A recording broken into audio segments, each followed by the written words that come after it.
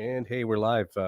Welcome to Ghost of Bacon. I'm your host, Jake Roberts, and this is episode 73. And as you can see, I'm kind of experimenting here with a different sort of setup. It's going to take me a minute to get used to it. So, welcome back, gang. Nice to see a lot of the familiar names and faces out there.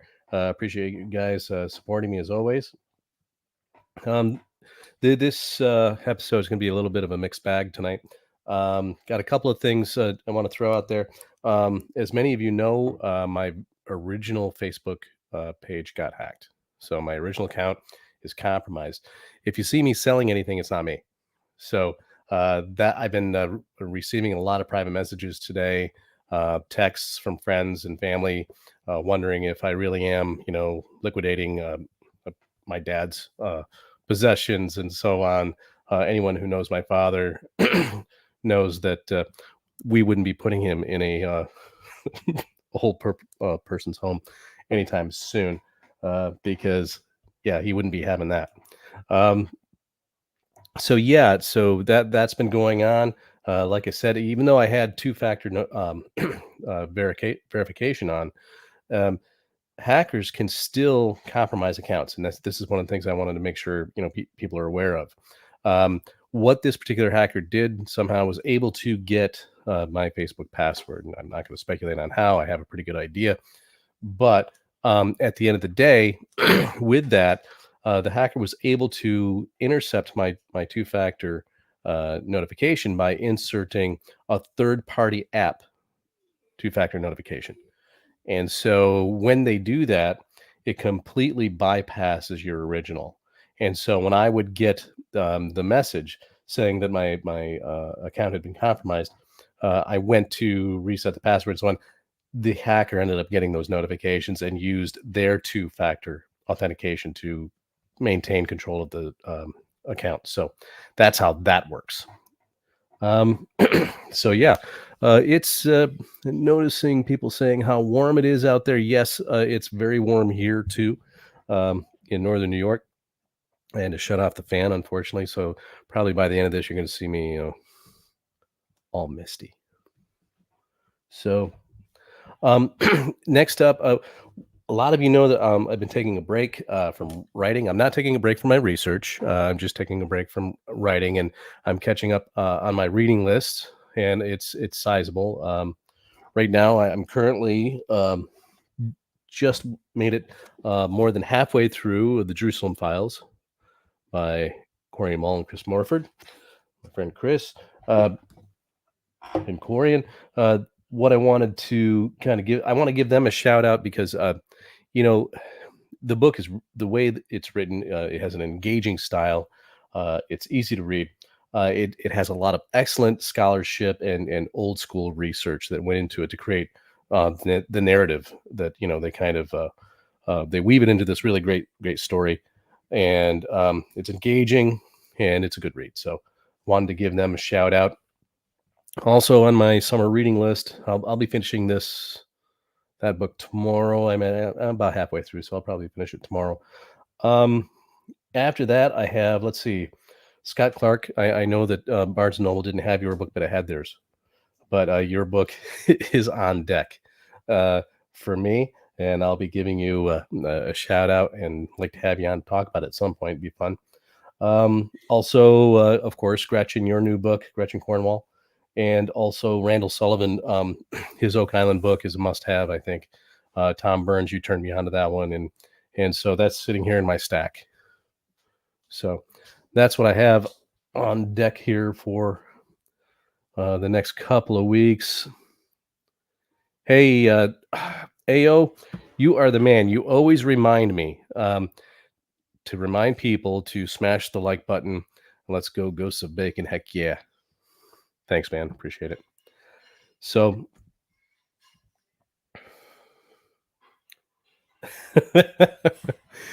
Jan is also reading it. It's a good read, but my brain is like a calendar and facts and names. I get it. It's one of those things where, Jan, when luckily, I was originally familiar with, the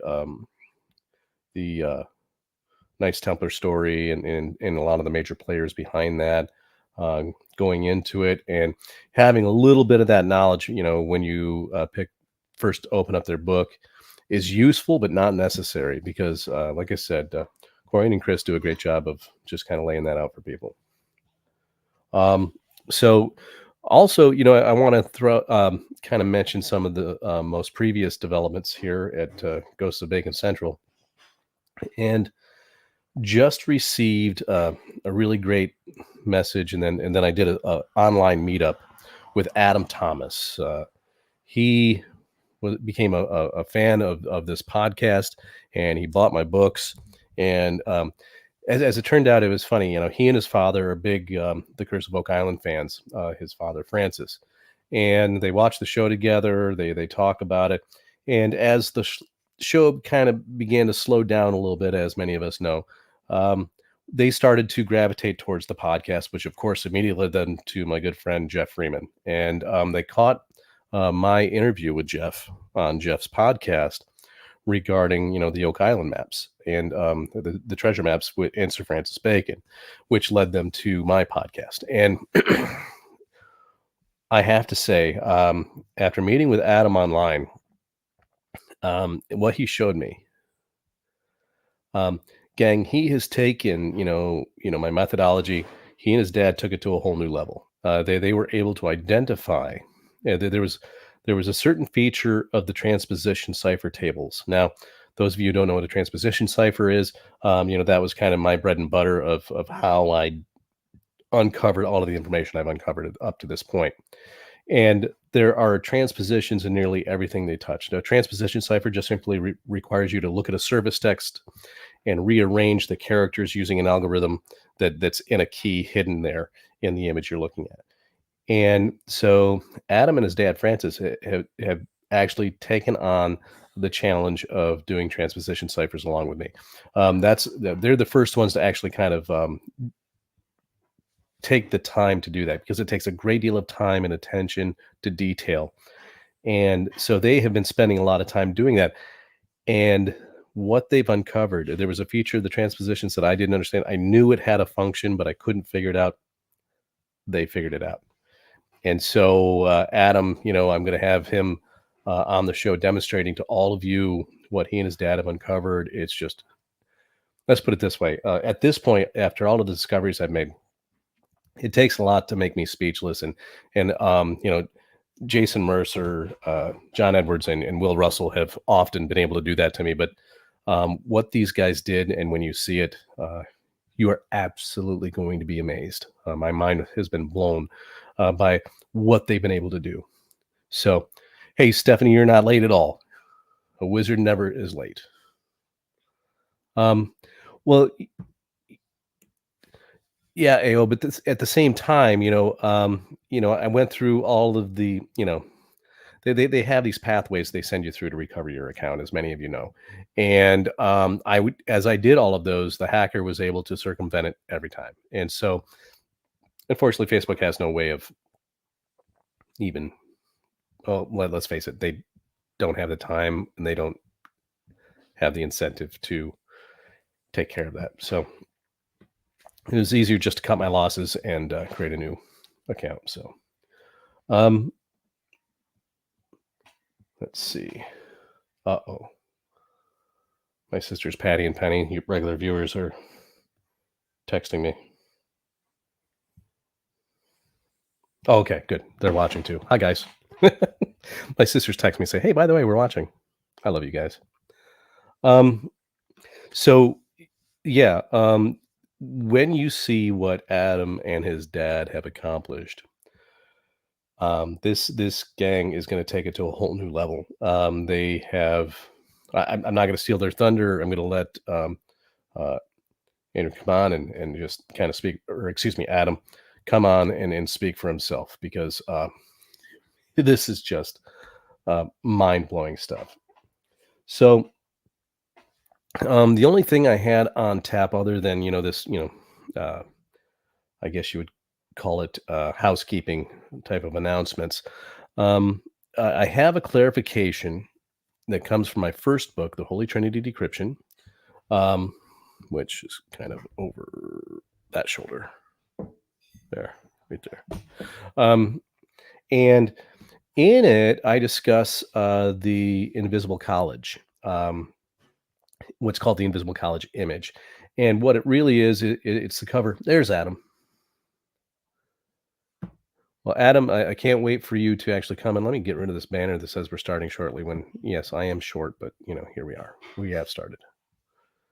Uh, we're honored to have you, Adam, because I can't wait for people to see what you've done. I mean, it's just I honestly, it's like I keep obsessing about it, keep thinking about it ever since you and I met earlier this week, and just just unreal. So here's what I'm going to do. I'm going to show you the Invisible College image, and there's a little bit of a clarification about some angles that appear at the center of the image. And it's stuff that when I wrote my first book, I didn't really understand what I was looking at. And now that, I've written the second and third, I know exactly what these numbers mean, which at the time I didn't. This is actually something that I this is an excerpt from a presentation I did in the war room. It was, let's see, Chris Dona, myself, and Aaron King. And basically, I demonstrated how this image actually has uh, coordinates encrypted in it that lead directly to Mahone Bay, just off the coast of Oak Island. And from there, uh, I got them to the island, and then Aaron showed them what the image did once they got there. It was a fun presentation. We really enjoyed it. Obviously, didn't make the show, but had a good time working with Chris and Aaron on this one. So, but at the end of the day, it's really what appears at the very heart of this image that's important. Now, this is the picture in question. It's called the Invisible College image. And it, I've talked about pictorial ciphers before. And, Manly Palmer Hall from The Secret Teachings of All Ages uh, states that any picture or drawing with other than its obvious meaning may be considered a pictorial cipher. The diagrams of alchemists and hermetic philosophers are invariably pictorial ciphers. And, that's one of the things that a lot of people, people look at things literally in terms of particularly alchemical drawings about, the Philosopher's Stone, etc. In reality, there are messages there. So I use this image here to teach critical thinking, or at least I did until I retired. And it has to do with pattern recognition, pareidolia. Our brain automatically looks for patterns within chaos.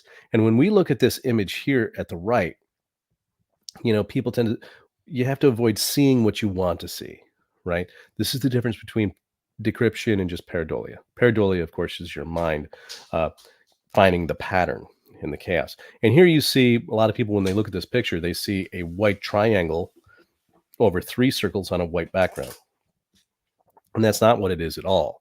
Um, you have to agree to actually look at what's there and just kind of dismiss the assumptions. And so, just like it's a key to teaching critical thinking, it's also a key to decryption, because you have to see what's actually there, not necessarily what you think appears. So that's what I do is I identify context and I look for connections, and that's the inductive method. You try to take what you do what you do see and understand, and try to figure out what you can't see. In this case, what we have are 3 partial circles with say pizza slices cut out. Now, because since these angles line up and they're obviously like 60 degrees, um, our mind automatically assumes that there's a triangle there because we fill in the spaces in between. In reality, nope, there are just 3 partial circles with slices missing. And so when you're able to see what's actually there versus what your mind kind of tricks you into thinking was there, that's where you can start following the clues wherever they lead. And so I always follow what's called a standard operating procedure when it comes to cryptology. You have to follow the rules. You can't jump to conclusions. You can't just impose your meaning upon it. And when it comes to the cipher systems of Sir Francis Bacon, well, they are numbers and they are the alphabet. Those things are immutable. They don't change. Also, if you follow the rules of logic and avoid fallacies of logic like hypothesis contrary to fact or bare assertion, you'll be able to get there. So This illustration is called Speculum Philosophicum Rotostoricum, excuse me, by Theophilus Schweigart. Now, Theophilus Schweigart, if you look over here on the right when we have a close-up of this image, you're going to see this letter. There are letters with wings flying out of this structure and others flying in with the word frater or fraters on it from the brothers. And so this one is addressed to TS. And so he claimed, since we have to think of the author of this as being the context for understanding it. Now, I've been able to identify Bacon as the author of this image and the creator of the iconography in it for a variety of reasons. I've discussed this in other podcasts. And we have these writers here in the battlements instead of archers or something like that. We have a lot of people have described them as holding palm fronds, but I believe that they are quills, giant quills for writers. Also, so we're going to look at the geometry of these lines. And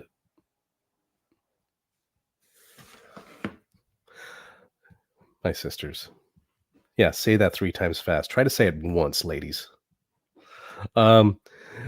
Next, we have the orientation of it. Now, this is really interesting because what we have here is we have the 4 cardinal directions labeled at the left, right, top, and bottom. And they're actually structured in the same way as a Freemasonry tracing board. All right. So Septenarius is north here on the left. On the right, we have south. Up above, we have Oriens, which of course is east. And at the bottom, we have Occident, which is west. So we have the top where sunrise would appear. And if we go clockwise, we can actually follow the life of Bacon. Here, as I've explained in other podcasts, the words festina lente appear right here as this figure falls from the cliff. He's tripping over the family motto of the de Medici family. Okay. Catherine de Medici is Francis Bacon's grandmother, was the cause of his downfall. Here we have the holy sword and hat that would have been blessed by the Pope and given to royalty of Catholic countries. Also, a little context from Ben Jonson. He actually describes this building in his mass called the Fortunate Isles and their Union. And he has a couple of characters named Jophiel and Mirfool discussing the brothers of the Rosy Cross. And he says, "Know ye not Autus?" Because Autus was supposed to be the leader of this group. He says, "Then you know nobody. The good old hermit that was said to dwell here in the forest without trees, that built the castle in the air where all the brethren rotostoric lie. It flies with wings." You see the wings up here on top. "And runs on wheels." Here you see the wheels at the bottom. "And where Julian de Campus holds out the brandished blade." And here it might be tough to see in this image, but here at the right, you see an arm sticking out of the building, holding a sword. And underneath it, you won't be able to see it, but it does say J de Campus. So here's Julian de Campus brandishing his blade. Autus is a Greek word meaning no one. Now, this was famous from the Odyssey, when the hero, confronts the Cyclops and basically, the Cyclops demands his name, and he says, and Odysseus says his name is Autus. And so he gets him drunk, and then as he stabs him in the eye so he can't see, and he's blinded him. And so the Cyclops starts yelling that Autus has attacked me. And what he's really saying is no one is attacking me, so everyone ignores him.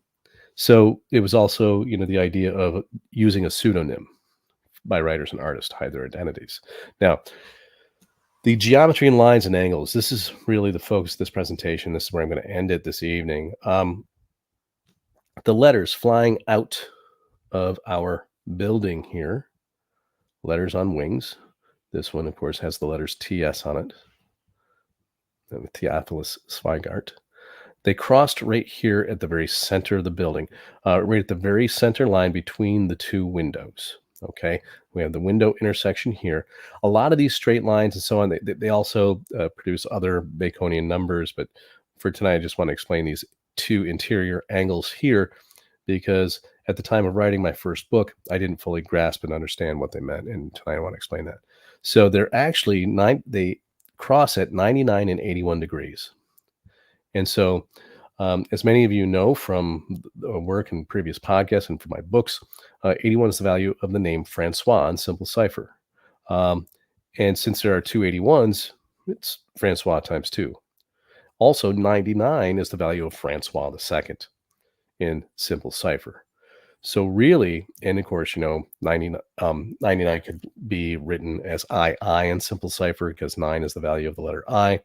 The fourfold cipher value of I is 33, which of course is Bacon in simple cipher. So he has encoded the name of his father and himself at the very heart of this image. And here you see 99 above, 99 below, 81 to the left, and 81 to the right. This is the real meaning at the very heart of this image, because at the center of it all is Bacon's relationship with Francois II. And so I just wanted to kind of clarify that for um, people who had read my first book and maybe the description I had given it at the time, even though it was true and accurate as far as I knew up to that point, it was not complete. And so I wanted to make sure I completed that information this evening. So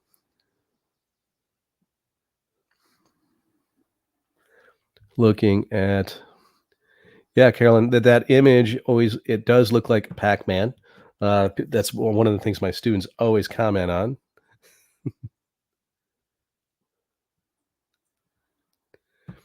Yeah, giant quills. That's exactly what I saw. Yep. Yeah, Cat. The wings really could appear to be as uh, quills as well.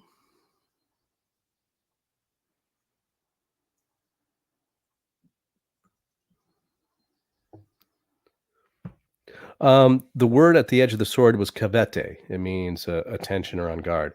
And you know, uh, sharp eye, Jan, noticing Noah's Ark there in the upper right corner. If you would like, everyone, if you're really interested in this image, let me know in our Facebook group, and I will do a real deep dive, breaking it down completely the way I did in that war room. But tonight, I just want to do a kind of a quick shout out to a few people and kind of just clarify that one uh, uh, thing that appears in the appendices of my first book.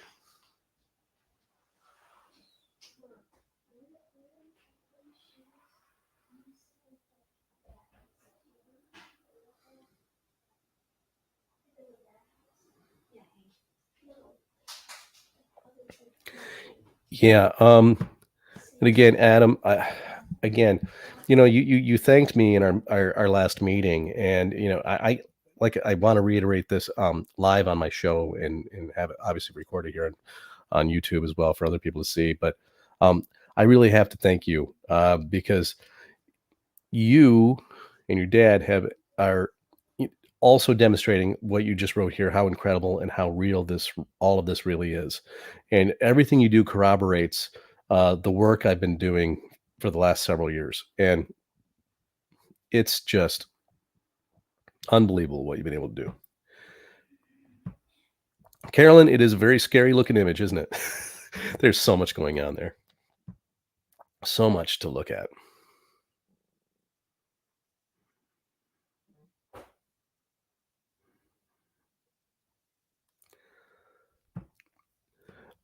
Charles said that is probably one of the best questions I've had in a very long time.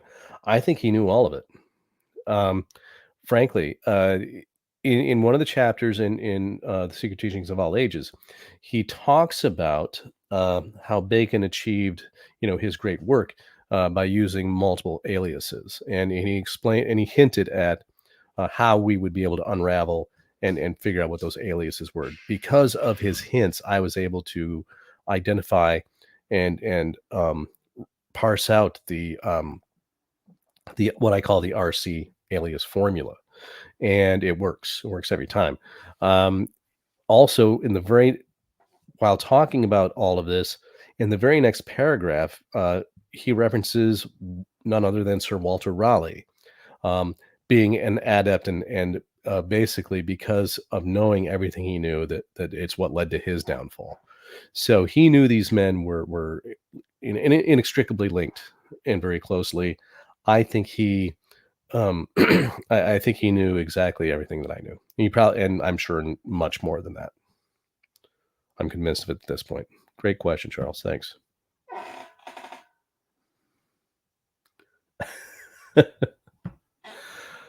Well, all right. There's that.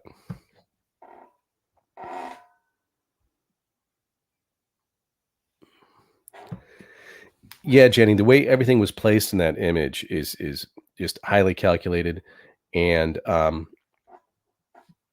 everything is when you see something offset like that, there's always a reason, and it would take me, let's see, in order to give everyone the background of how that actually works. We're looking at a 2-hour show, and I don't think anybody wants that.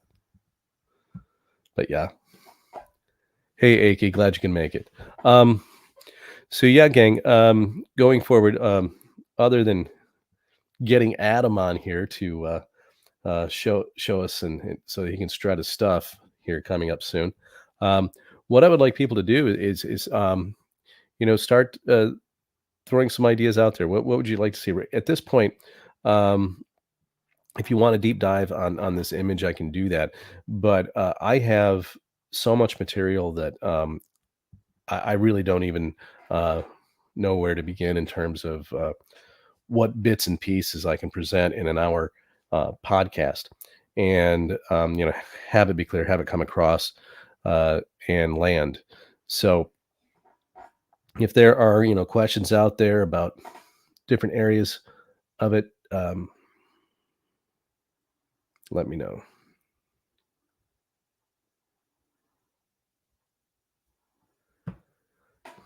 Are the famous Sir Walter Raleigh with the motto and Christopher Marlowe huge arms paintings done by the same painter? Yes, Ultron. I think they were both done by Francis Bacon. The Chris Marlowe painting was done obviously much earlier, and you know the idea of making his body grotesquely large in proportion to the rest of him, I think was purely simply to draw our attention to the giant W that he was wearing in the buttons. The buttons form a giant W, identifying him as Walter. So yeah, Christopher Marlowe was Walter Raleigh.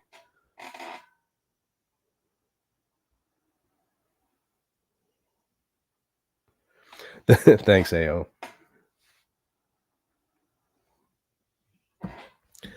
Yes, Cat. The classification of invisible college, means they were unseen. It's the secret. Now, when you look at the Ben Jonson quote, right? It's in the forest with no trees. Such a thing doesn't exist. It's a castle in the air. Such a thing doesn't exist. Um, and so, what Ben Jonson was kind of hinting at, was he's saying this. The character of Jophiel, which was an airy spirit of Jupiter, um, was explaining this to the candidate named Mirfool.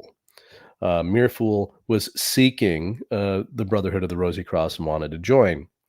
The spirit was telling him that, well, you know what? They're invisible. They really don't exist. That it's a joke. This is what Ben Jonson was actually saying, and he was basically saying that any mere fool can't join. And so um, it's really pretty clever. And also with the types of spellings that Johnson used, obviously Johnson was in the know. He was, one of their good pens. Um, he was a good friend of one of Francis Bacon's best friends, and he was the friend of Walter Raleigh as well, and was his son Watt Raleigh's tutor for quite some time. A lot of really funny stories about the pair of them, actually.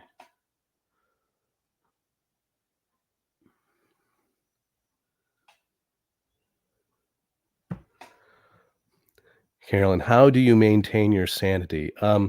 New England IPAs and vodka. Easy question.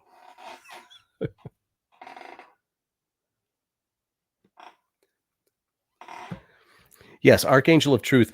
And also, when you calculate the values of Jaffiel was also considered to be a quote watcher, right? Um, or in other words, he was an intelligencer for God. So he was one of God's spies.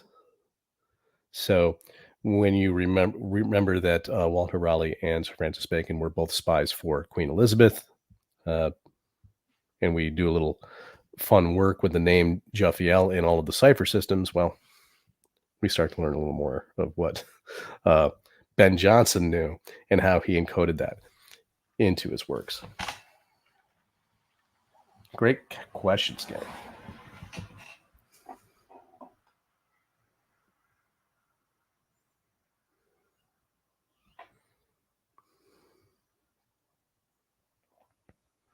Interesting stuff. Jaffiel's the root chakra associated with the color red. You know, Tommy, that's a great question. I don't know. If you're talking about in a metaphysical sense, in terms of the ethereal world, the unseen world, it's entirely possible. I'm not surprised.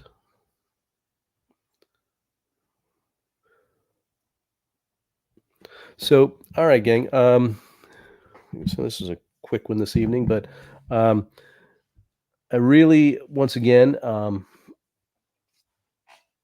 looking at. Oh, we do have a question. It's going to be a good one. It's AO. Hey, Frank, glad you can make it. My only question is, Jake, given what y'all are working on, do you think this thing will ever be fully uncovered, solved, and this will be laid to rest in our lifetime? No. Sorry for the quick answer, AO. I just don't.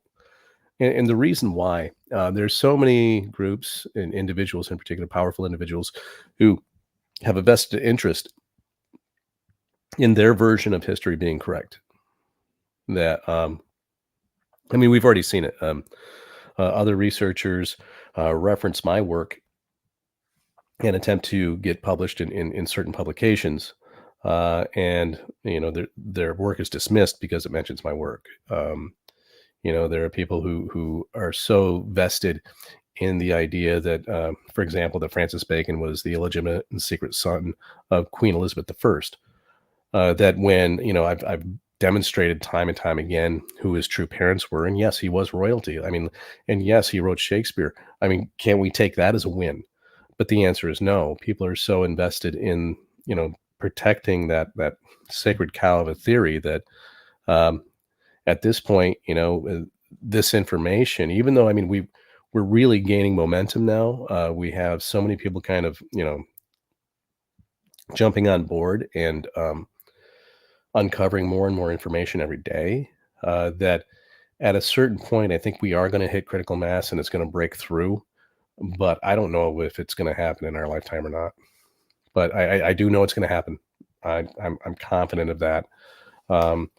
And the only way that happens sooner is if myself and others are able to get out there with boots on the ground and actually uncover the tangible documents that say that what I've been saying is true all along. And that would be if, as the messages say, if the royal birth records of Francis Bacon, from being the son of Mary Queen of Scots and Francis II, are stashed in a sepulcher on Oak Island, like the messages say, and the guys finally break through and find it, that's vindication, right? If I'm able to somehow, follow these clues and find another site that offers up some, hard evidence and actual, artifacts, that's also vindication and, a step towards that credibility. But that's what it's going to take. It's going to have to be something dramatic.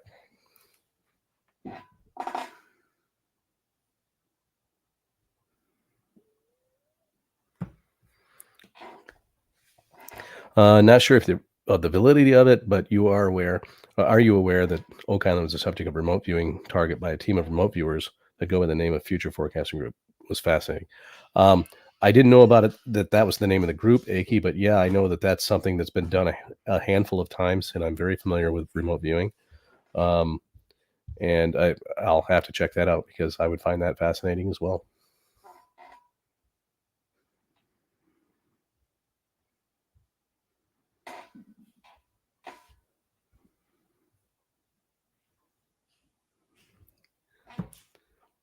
Yeah, that's an interesting take, uh, Char. It's like seems inevitable that Bacon may have been an overseer of writers and not the writer himself, thus the head of a conspiracy or a brotherhood. In that manner, we can stop speaking of Bacon as the Shakespeare.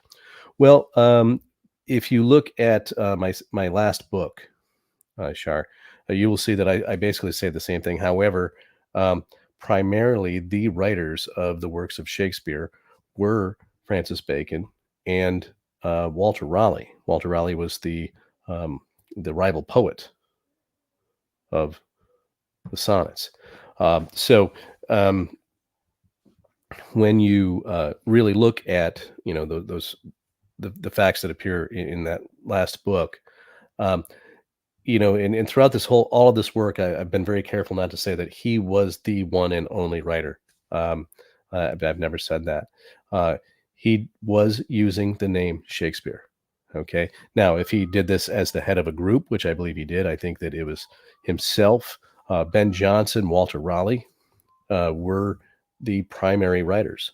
And I think he oversaw all of it. I think all of it before it was published went through his hands and his editing. So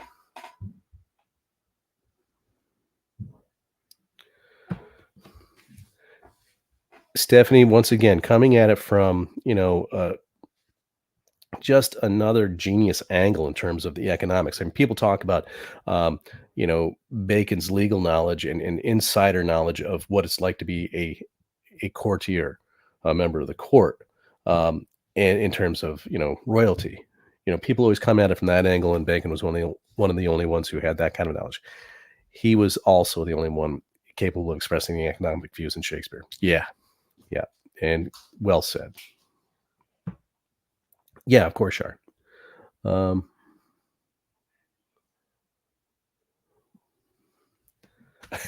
Thanks, AO. Um, so listen, gang, and since AO, you just said that you did remind me, please, if you like this information, please subscribe. Please click the like button on these videos. The more you do that, the more of a following I gain, the more I can start to, use this podcast to, promote my books and my work and get the message out there and reach a larger audience. So everything you do in that end definitely helps me achieve that end. So I really appreciate your support and your time this evening. Um, Thanks so much for joining me. And I'm going to go ahead and sign off. And I'll tell you what, gang, we'll do this again in a couple of weeks. And Adam, I hope you can join me sometime real soon. Get a hold of me, and we'll make those arrangements, buddy, because it's going to be a mind blower for sure. All right. Thanks, gang. Until next time, be cool.